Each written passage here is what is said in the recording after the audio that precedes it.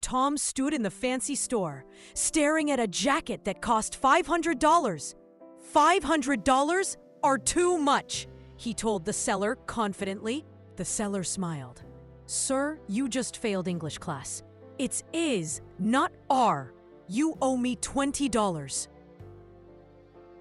Tom blinked twice. Wait, what? I have to pay you for correcting my grammar? Read the sign. The seller pointed at the wall. The huge sign said, "Grammar mistake, pay $20. We teach English while you shop." Tom laughed nervously. This is crazy. Who invented this rule?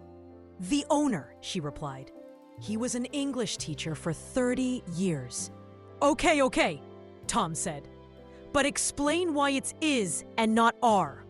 I need to understand this madness. The seller became excited. When you talk about money, time, or distance, it's one unit. $500 is one amount, not 500 separate things. So I say 20 minutes is enough, not are enough, because it's one period of time, right? Exactly, she clapped her hands. You're learning fast.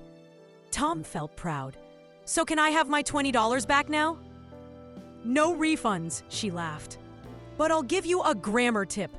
Another customer just arrived. A woman entered the store and looked at a project deadline on the wall. 3 hours are not enough to complete this project, she said loudly. The seller rang a bell. Wrong! That's $20, please. It's is, not are. The woman looked shocked. What? Why is? Tom jumped in. Because 3 hours is one time period. I just learned this. 15 minutes is all I need, not are. It's the same rule, Tom explained with a huge smile. The woman paid her $20 and laughed. This is the most expensive English lesson ever, but also the most memorable, Tom added. The seller winked. 10 years of this store and nobody forgets the is and are rule anymore. Tom left without buying the jacket, but he left with something better.